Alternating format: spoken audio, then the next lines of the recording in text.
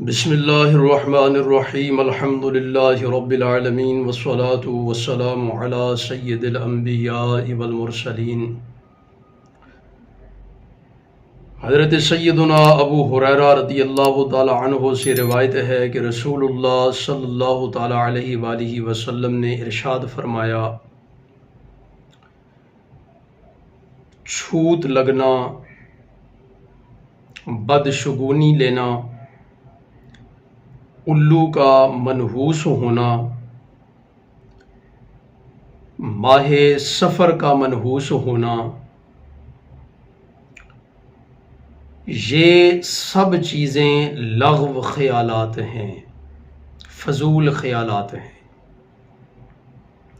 ہاں، جزامی شخص سے ایسے بھاگتا رہے جیسے شیر بھاگتا ہے۔ تو رسول اللہ صلی اللہ تعالیٰ علیہ وآلہ وسلم کی اس حدیث پاک کو امام بخاری رحمۃ اللہ تعالیٰ علیہ بخاری شریف کتاب الطب میں لے کر آئے۔ 4 چیزوں کے متعلق اللہ کے نبی علیہ الصلوۃ والسلام نے ارشاد فرمایا کہ یہ لوگوں کی فضول باتیں ہیں، فضول خیالات ہیں۔ چھوت لگنا، چھوت لگنے سے مراد یہ ہے کہ ایک بیماری ایک انسان سے دوسرے کو لگنا، کیونکہ جب تک اللہ نہیں چاہے گا ایک انسان سے دوسرے انسان کو یا ایک جانور سے دوسرے جانور کو بیماری نہیں لگ سکتی۔ ایک اور حدیث پاک جس میں اللہ کے نبی علیہ الصلوۃ والسلام نے اس چیز کا مفہوم بیان کیا تو ایک صحابی کہنے لگے کہ پھر اونٹ سے جو بیماری لگتی ہے وہ کیسے لگتی ہے؟ تو حضور علیہ الصلوۃ والسلام نے ارشاد فرمایا کہ پہلے اونٹ کو کیسے بیماری لگی تھی، یعنی پہلے اونٹ کو تو کسی اونٹ سے بیماری نہیں لگی، وہ تو اللہ تعالیٰ کی طرف سے ہے۔ تو جب پہلے اونٹ کو اللہ تعالیٰ کی طرف سے بیماری لگی تو باقی اونٹوں کو بھی اللہ کی طرف سے ہی بیماری لگتی ہے۔ دوسری چیز بدشگونی لینا۔ بدشگونی کی چند ایک بڑی مثالیں کہ بلی، اگر کالی بلی رستہ کاٹ جائے تو منحوس ہوتا ہے، کوا اگر چھت پہ آ کے بول جائے تو منحوس ہوتا ہے۔ اس قسم کی مختلف علاقوں میں مختلف بدشگونیاں پائی جاتی ہیں، انسانوں کے حوالے سے، جانوروں کے حوالے سے، پرندوں کے حوالے سے، کسی کے کسی خاص موقع پر خاص طریقے سے چل کے آنا، یا دنوں کے بارے میں کہ منگل کو کام نہ شروع کرو ایسے ہو جاتا ہے، وغیرہ وغیرہ۔ بہترین کارساز اللہ ہے، بہترین مددگار بھی اللہ ہے۔ نعم المولا و نعم النصیر۔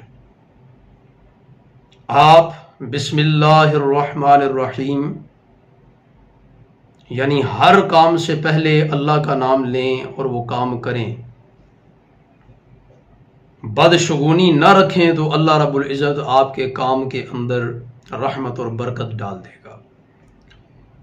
اسی طرح الو کا منحوس سمجھا جانا، یہ بھی نہ صرف عرب معاشرے کے اندر بلکہ ہمارے برے صغیر کے معاشرے میں بھی اس کو منحوس سمجھا جاتا ہے کہ اگر کسی کی چھت پہ رات کے وقت کوئی الو آن بیٹھے اور اپنی آواز نکالے تو یہ سمجھا جاتا ہے کہ اب اس گھر میں یقیناً کوئی نہ کوئی موت ہو جائے گی۔ اسی طرح ماہ سفر کو منحوس سمجھا جاتا ہے، اور ماہ سفر میں اپنے خوشی کے جتنے کام ہوتے ہیں ان کو چھوڑ دیا جاتا ہے، مؤخر کر دیا جاتا ہے کہ ماہ سفر چل رہا ہے، اس میں آپ کوئی بھی کام کرنے لگیں گے تو وہ کام غلط ہو جائے گا، لہٰذا ماہ سفر میں کوئی کام نہیں کرنا، کوئی نیا کاروبار نہیں شروع کرنا، کوئی اچھا کام نہیں کرنا، کہیں سفر نہیں کرنا، وغیرہ وغیرہ۔ تو حضور علیہ الصلوۃ والسلام نے ارشاد فرمایا کہ چھوت لگنا، بدشگونی لینا، الو کا منحوس ہونا، ماہ سفر کا منحوس ہونا، یہ سب لغو خیالات ہیں، فضول خیالات ہیں۔ ہاں، جزامی شخص سے ایسے بھاگتا رہے جیسے شیر بھاگتا ہے۔ اور یہ جزام کیا ہے؟ جزامی شخص کسے کہتے ہیں؟ جزام ایک بیماری ہے کہ جس میں انسان کے جسم کے اندر سارا خون فاسد ہو جاتا ہے، خراب ہو جاتا ہے، خون بگڑ جاتا ہے، جس کی وجہ سے انسان کی جو جلد ہے یہ بگڑنے لگتی ہے، یہ گلنے اور سڑنے لگتی ہے، اور بسا اوقات انسان کی انگلیاں، ہاتھوں اور پیروں کی یعنی جسمانی اعضاء جو ہیں یہ انسان کے جسم سے جھڑنے لگتے ہیں۔ تو اس انسان کی حالت جس کو جزام کا مرض لاحق ہو، اس کی حالت کو دیکھ کے بڑی کراہت محسوس ہوتی ہے،